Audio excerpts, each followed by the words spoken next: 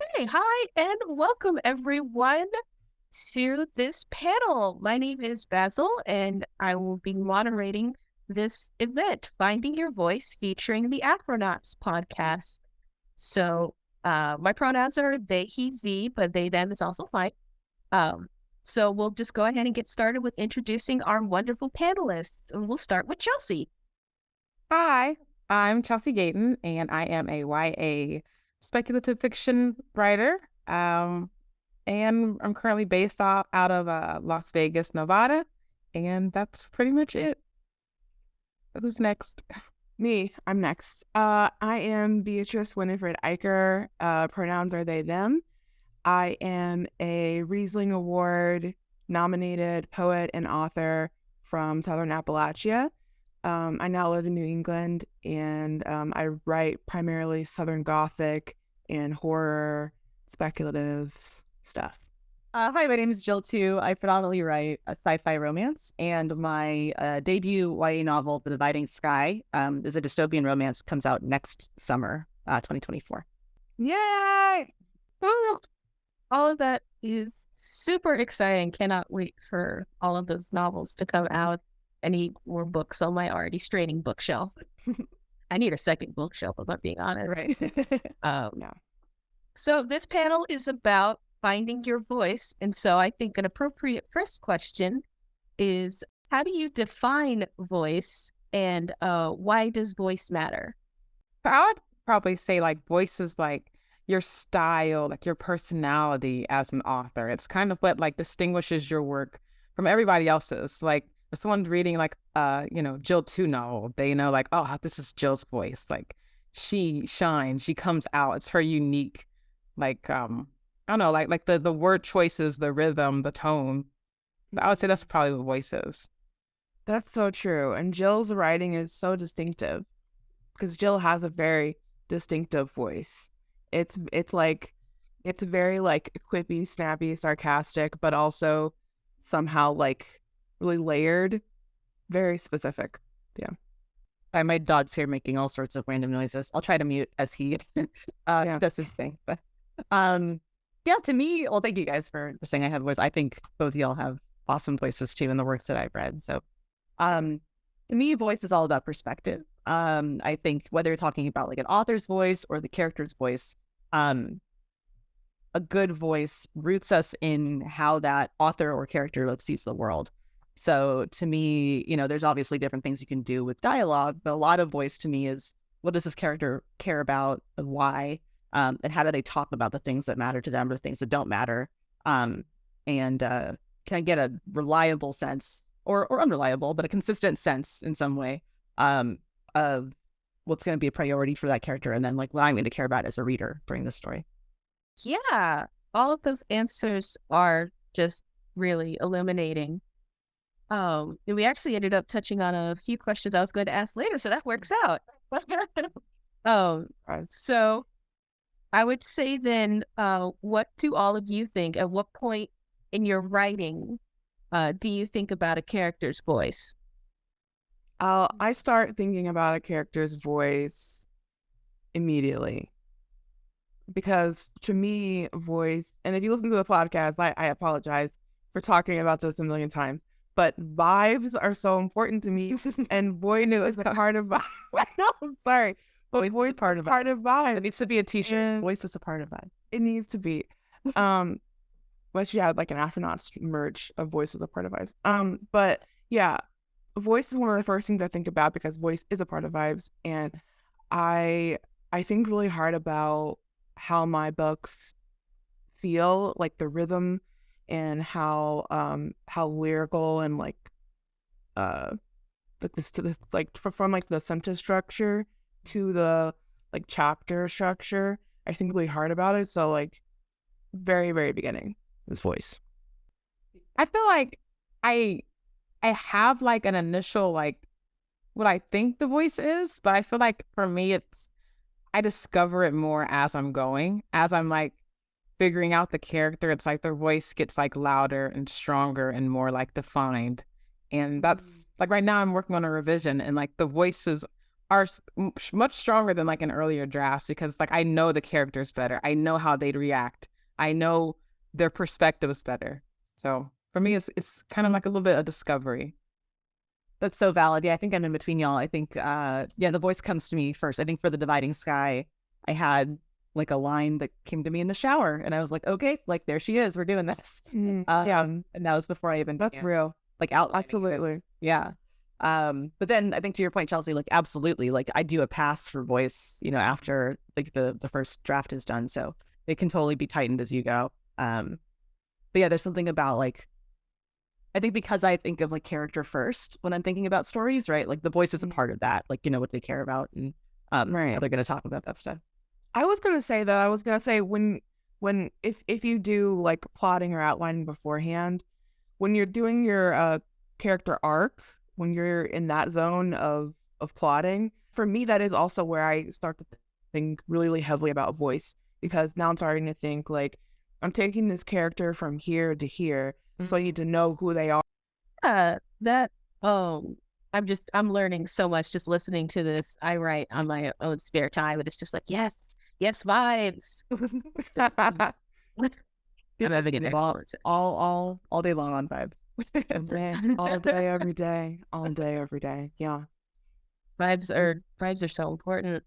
Oh, so do y'all have any tips for developing different distinct voices for multiple points of view? I'd say so. Like right now I'm working on a dual POV novel, and knowing who your characters are really helps you with voice, like making sure that they're distinct, like they have their own unique perspectives. I think that's probably like the most important thing.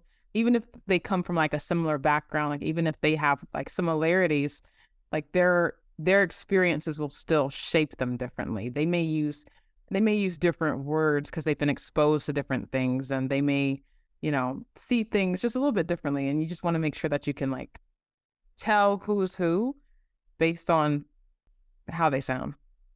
Yeah.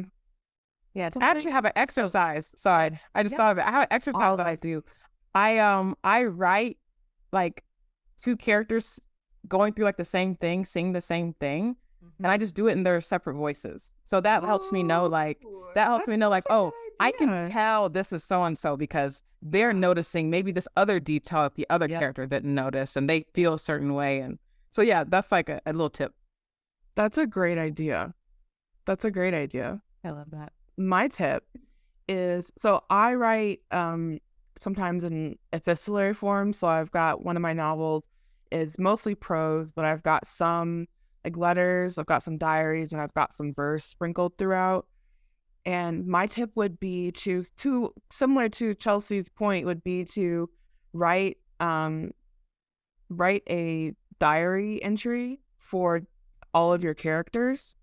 And it could be something like, write a diary entry of them having a really good day or them having a really bad day. And that way, I think you can flesh them out a little bit more, because you can see, okay, this person, maybe they have these traumas or they have these anxieties or whatever. And I think using different forms other than prose, or other than like long form prose, like short stories, letters, diaries, something like that, like having a character write a letter to their mother or a letter to like, their husband or whatever, was also, I think, is a good tip to use. That is a good to differentiate them, to really get to know them. Love that. I have almost nothing to add because I think that's all like totally is fun. I love that exercise thing. That's really cool, Chelsea. The only thing I was going to say was like a really quick and dirty thing is that you can play with sentence structure. So, I think people just in general think and talk in fragments more than, proper grammar. But you can play around with the rhythm and the pattern of words and sentences. Maybe one person's thoughts are really rushed or had a lot of run-on sentences, and other characters are, more formal or, more flowery kind of language or vocabulary. So you think a lot about easy choices like that to really differentiate your characters based on, and it has to sync up with their actual background. But yeah. Yeah, and you have to be sure that you're consistent. Yeah. That also, or not, but have there be a reason for there. Hey, great. I am just, again, I'm learning so much. This is great. So then since we are talking about voice and talking about character voices versus your own voice, how does a narrator's voice differ from an author's voice? And how do you keep your voice from getting lost under the characters' voices? I'll jump in. I feel like I said, it's about perspective. So I think, I hope, that if I'm lucky enough to release multiple books, that the voice of the characters will be different enough because they're going to be different enough people and, stories.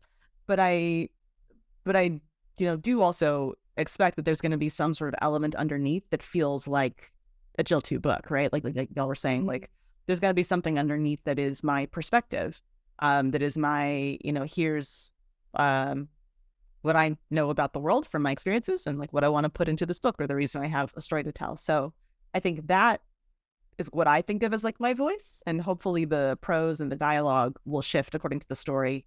So it's not all too like one note, but I think, if I'm doing a good job, then you'll kind of feel that like, oh yeah, like this feels like something that Jill would want to say, or that, resonates with me because it's consistent with other stories that I've written.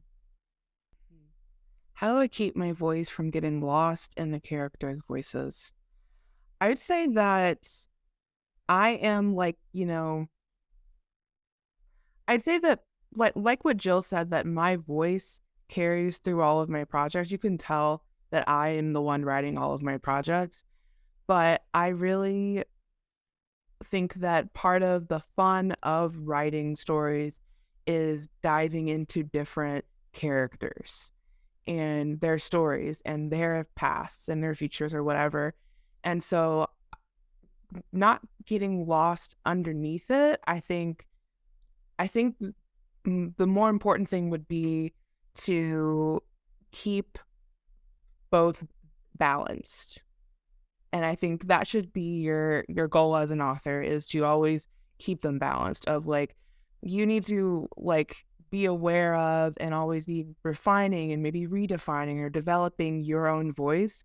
But at the same time, you should be able to have a book with multiple characters and have each of those characters feel independent, separate, and really fleshed out.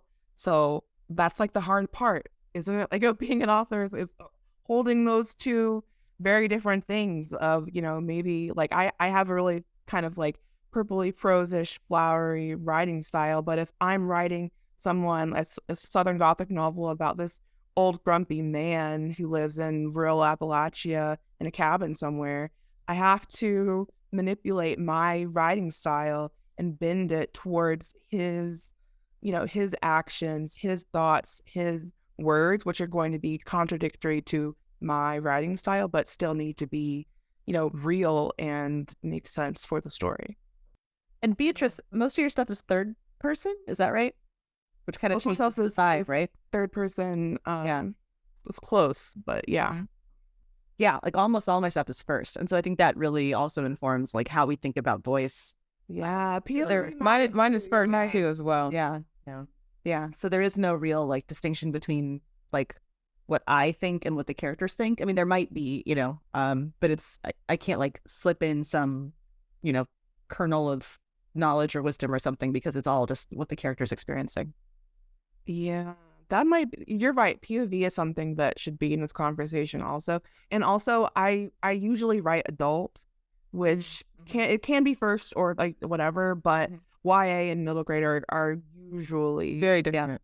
First person. So that is a difference. Yeah, for sure. And I would also say that like when I'm writing, like my characters are like, they may be in a completely different emotional states. They may have different coping mechanisms. They may have a different community, different support systems. Like all those things kind of come into play when like I'm writing my character. So like a character that has like a background where like they've been isolated maybe most of their life, like they're going to have a totally different voice from someone who's grown up in like a warm, loving, community. So, and that comes through like in the character. So I think, I don't really like getting lost in the voice. To me, it's like, as long as, I have my sense of self, but then for them, it's like I try to like channel their experience. Yeah. Channeling. I love that. Yeah, channeling. That's interesting. I feel like, what do y'all think about the idea of authorial voice being tied to theme, right? It's like the kinds of stories or the kinds of stories that you choose to even tell in the first place are kind of a part of your authorial voice, right?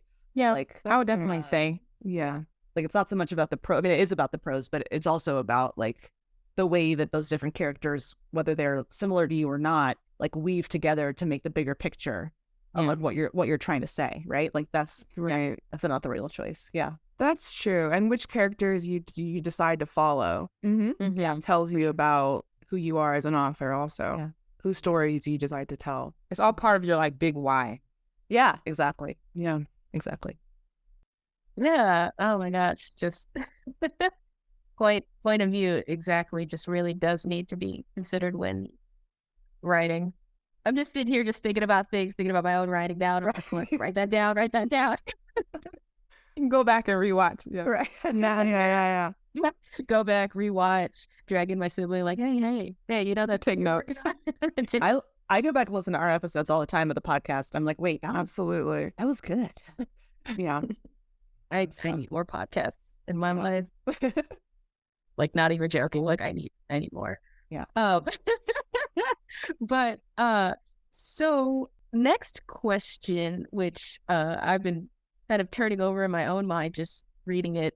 But is there a way to rediscover your voice if it's been buried? I guess my first question would be like buried how? Like buried under the character maybe?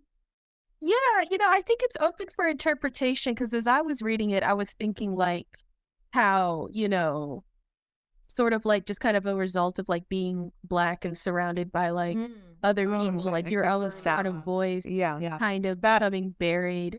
Like speaking for myself, I know that there's been times where I've written things where it's like, is this actually my voice or is this the voice that I think is now my voice due to outside influences? So I think that could be one aspect of the question. It could be maybe your voice has been buried under the character. I've had that with my own characters who are too loud. Yeah. So I think any of those interpretations are. I would say like in my early writing, like I often, I did think about like, oh, well, there's probably going to be mostly white audiences. They don't want to feel uncomfortable when reading my work. But as I've, developed like a stronger sense of self, I think like the filtering stops, the internal judgment stops. Like I think another exercise that's really helped me with drafting is just like setting a timer and going, like not giving myself time to second guess or to think or to like judge. And I think that's really helped me like develop my voice, especially in recent years, because it's like, it's kind of like it's me unrestrained. And I think that kind of helps, definitely. What about you guys? Yeah, I mean, I've had entire projects that I started looking back, because they were like super on trend. And I was like, oh, this is a great idea. I can write this story. And I could have written it probably. But it wasn't really a story that I, was passionate about telling. And looking back, you can kind of feel it, like the passion and like kind of the spark just isn't there. So I would say like, one big thing to think about when it comes to your voice is like, what am I trying to say and why, and is that in this story somewhere? Who is it? Somebody says, I think it's K.M. Weiland, who writes a lot of like craft stuff, a lot of like craft books, that I love. She said something like, to write, whether it's published or not at all, is like to like make a deposit into like the archives of human experience. And I love that quote. And so I think it's like, like we write because we want to say like, I was here and this is what I knew about the world. And like, I'm putting it in this story. And so if what you're writing isn't helping you say like, I was here, right, and this is my truth that I lived, like maybe like move on to another project. That's beautiful, Jill. It really is. And it's true. But so true. It's so true. Yeah. Because it's True. I hear like some agents, like when people are querying, they're like, why are you the person to tell this story? And it's like, that's a good question to ask yourself. Like, why are you telling this story? And not every story is like necessarily like the story of your heart, but it needs to be like coming from a place of your truth. Yes. Yeah. Absolutely. I would say also something you could do and maybe this maybe not to be super helpful for other people. But something that I do when I'm stuck is I reread things that do have strong voices, things that really resonate with me, my favorite books, things that, made me want to write, made me want to tell my own stories, because maybe part of the issue is trying too hard and just like you're beating a dead horse at some point. And sometimes you need to just like do something totally different. And maybe it is consume other art as opposed to trying to pull from a well that is dry. You know what I'm saying? So I would say, don't be afraid to, explore other pieces of art when you feel like yours isn't, ready to blossom at that moment. It's not always going to be your moment. Sometimes you got to chill and fill your well. Chill and fill. Chill and fill. Chill and fill. You got to chill and fill. Another t-shirt idea. Right? Write this. Is someone writing this? Yeah, right. We're going to have to rewatch. Trademark all of this. All the merch ideas. Yeah. No one steal our ideas. Yeah. I love that, Beatrice. I feel like, as authors, we are just inherently in conversation all the time with always pieces of work. Always. So, and with each other. Yeah. Like you can read things that are going to elicit that response and be like, oh, that's right. Like I remember, what part of this pulled something out of me that I wanted to get on paper. And all of this just, yes, so good. So on the subject that Chelsea briefly touched upon about how, as a Black author, sometimes maybe we started out writing something that, white audiences may or may not like, maybe, but as you become more self-confident, more secure in your own writing, it improves. To that end, we all know that the publishing industry is not always easy for marginalized authors to navigate and remain confident. So what sort of steps can authors take to protect themselves and their voices? My number one thing that I always tell whenever a Black author DMs me, which you always can, Black authors, DM me for questions about anything, about the industry or anything. But the number one thing I always say is find your community. I was going to say the same thing. I already knew, I knew you had it, but I was just like, community. Let me find your people. Sit on my, find your people. Mm-hmm. Find your people. Because there are people you need people to tell you, sit down and stop trying to write right now. Because you don't need to write right now. You need to rest. And don't tweet that. And sometimes you need someone to tell you that. Put the phone down. A friend to be for real with you and say, stop. You need to stop. You're doing too much. You got to sit down. And also on the other end, you need someone who's going to kick you in the ass sometimes and tell you to, get up there, make friends. I always tell like Jill, whenever Jill's going out to like stuff in Atlanta and having a good time with her author friends in Atlanta, I'm always like, get out there, make friends, network, associate, mingle, make whatever. But I also am telling them to drink water and to sit down. Yeah. And you need to find your friends who are gonna be on both ends with you. Mm-hmm. It's great to have like the encouragement and also like the, I don't know, ass kicking in the same in the same group. That can be nice. Yeah, I feel like just the industry as a whole, went from ignoring us to realizing that specific stories of ours could be extremely profitable, right? A limited set, frequently oriented around our pain and our trauma. And, I think that there's absolutely a reason to tell those stories. Those stories are real. That trauma and that pain is real. And we are so much more than that. And, I know the choices are so limited. But, one thing I would say to authors who feel like they're at risk of having their voice be oppressed from like a systemic point of view is to seek out allies and gatekeepers that are interested in kind of your full comprehensive self, right? All of you, not just one element of what you can be or the story that you're allowed to tell because of your background that they can make money off of. So, there are a few imprints out there. Joy Revolution, which, I will shameless plug for my imprint for The Dividing Sky. Nicola and David Yoon who are, first of all, just a couple of goals, but also phenomenal authors, started this imprint because as a Black woman and an Asian man, they felt like, whenever they were seen in stories, whether it was movies or television or books, the stereotypes were just so pervasive that there really wasn't any room for any sort of narrative that included kind of the whole breadth of their humanity, right? And so Joy Revolution serves to feature love stories featuring characters of color written by authors of color. And, the whole goal is that it's kind of this like safe space for those stories to be sort of like a trauma-free zone. And so like really appreciate the fact that there's an imprint out there making that their entire MO, and like a kind of a space for us to go see people be in love. I just watched Rye Lane yesterday on Hulu, and it's adorable. It's like a rom-com. These like Black British actors. It's so cute. Anyway, so like stuff like that, like we need more of that, right?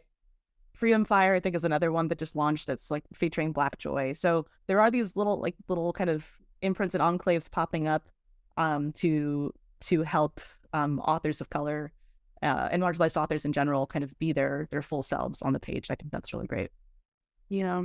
I also want to say, in terms of like resources, because I know that it can be really hard to think, to your point, Basil, about being a Black author in the publishing industry or trying to break into the publishing industry and how difficult that can be. In terms of resources, I really want to recommend our website, Afronauts Podcast. But just because we, but I want to also, because on our website, we've got resources for other podcasts and other blogs and other places, not just us, because there are so many places that are available for free for you to to explore and to really learn. And I don't want anyone to think that they have to like pay for that there's like a barrier to entry to be an author, because there's definitely not. And I would also say, like, who is it? Issa Rae, who says like to, network with people on your level, basically. Yeah. Like supporting each other, like where you are. Like we're all like, it's, we're all trying to do this thing together separately, but at the same time we can like build community and we can like support each other, support, authors of color, marginalized, queer authors' work, share resources, like leave the ladder down, put a hand down, pull people up, like help people out. Like I think that's like a huge thing, like supporting each other. And like no matter what is happening in the industry, we can still build community. We can still share our stories, tell our stories, because that's what it's really all about, Yes, all of those resources sound amazing, and I can't wait to go back later and listen and write all of those down. So I guess on that same note, as we're talking about preserving our voice, how can you preserve your author voice while dealing with critiques, betas, and editing? Yeah, I'll jump in on this one just because I went through a pretty big developmental edit on The Dividing Sky. I'm going through it right now with the end of the book. So just like to give some context, like, so Joy Revolution is primarily a romance imprint. And when I wrote The Dividing Sky, it was like 50% of romance, 50% like a dystopian adventure. And I kind of like knew it was on this weird, had this weird balance where it wasn't really enough of either to sell, but I was like, I'm just going to put it out there because I wrote it this way and like, we'll just see what happens. I wrote it this way. I wrote it this way. It is what it is. A romance imprint picked it up. And so I have some changes to make it, more of like a true, like, genre conventional romance, like for the romance genre. And that's pretty new for me. And, meant that I had to tone down some of the more like dystopian revolution elements of the book that I love, right? And so I had this sort of, I think saying it was an existential challenge was a little bit too dramatic, but it was a version of that. It was like, okay, like, what am I trying to say? Is this just going to be a bunch of kissing, or am I going to say something at the end of this book, right? And yeah, I took, these guys know, like I took a week to wallow. I was like, what am I going to do? No. But like we're authors and we think of stories and it all kind of comes out. I think what I realized is, no matter what, alternate version of that ending I was going to write, like my author voice is going to come through, like, no matter what. And so I ended up writing a new version of that ending that I think is incredibly romantic, but also still, I think, Incredibly romantic. Incredibly romantic. Not just romantic. You know what? It's incredibly I'm going to put it out there because if I don't say it, nobody will. So I'm going to say but also, you know, like, hammers home some of those dystopian kind of like challenges to the status quo and some critiques of our modern day society right now. And so, you know, I think my advice would be, like, don't overthink it. Like, you believe what you believe. And as long as your writing is authentic to that, you could write 50 different alternate universe versions. You could write fan fiction of your books, right? And it's still going to come through. Like, whatever you're trying to say, like, whatever you need to deposit into that archive of lived experience, like, it's going to come. Yeah. What was I thinking? Oh, so when it comes to like working with like critique partners or editors or other people who are basically like hearing your voice and like wanting to make adjustments, I feel like knowing the difference between someone helping you tell your story better and trying to have you tell a different story, I feel like that's a good distinction, like, to know what you're trying to say. So then if like anyone who's like interacting with your work isn't trying to say something else. I think just knowing that and finding people who like support what you have to say and want to help you say it is another suggestion I'd have. That's a good suggestion. That's really important. It's finding people who will look at your work in like a kind way, but also in a critical way, and have those be, you know, balanced. Yeah. Talk a lot about balance, don't we? I'm a Libra. Like, and that's especially important, I think, as you get into the place where, like, I think CPs can have feedback that you be like, about that, like, absolutely not.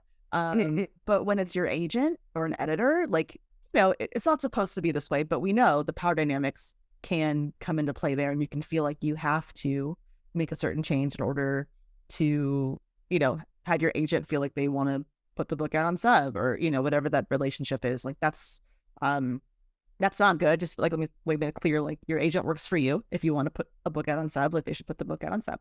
But it can be tricky. Yeah. And so, yeah, I think you have to kind of hold fast to your vision and like why you made a choice and what it says, and don't be afraid to push back. You know, at the end of the day, it does take a whole village to work on a book, but your name is the only one. I was about to say, whose name is on the cover? Yeah. And whose name is on this? For real, you will be held accountable to the final product, you know? And so you need to make sure that you're comfortable with that, because at the end of the day, like, that's going to be your legacy, you know, before it's anything. And you have to stand in that. Because this happens not just in like novel editing, but also in short fiction, short fiction market. Because I've had editors on all of my short fiction stuff that I've had published, and I would say this is what I was going to say before. What's really important, what's really important is to, above all else, know you and what's important to you, because everything else is second to that. Like, nothing else matters except for what you want to do with your art. And so that's what I would say to someone. I would say, well, it doesn't matter what anyone else has to say about anything. What do you want to do? And you figure out how to make that work. You figure out how you have to rework everything. You might have to do more work than you think you might want to do, but you have to know what you want before you start a project, or not even before you start a project. But I think like when you're in the CP type of a situation, that is when you really have to get into that mindset of like, well, what am I trying to say? What story is this? What characters do I want? And I think if you can really ground yourself in that, then anything else will just like fall into place. I'm glad I remembered what I was going to say. Absolutely. This is all just really good. I'm sorry. It's just really good. Just enjoying myself immensely. So as we get closer to wrapping up on the panel, I just have one final question, just sort of a bit more of a fun one to kind of perk things up a bit, though all of this has been, again, illuminating and just wonderful. But so what are some of your favorite voicey reads? Okay. My favorite voicey read. Sorry, I've got two. First one is a favorite book of all time, which is The Rise or Watching God by Zora Neale Hurston.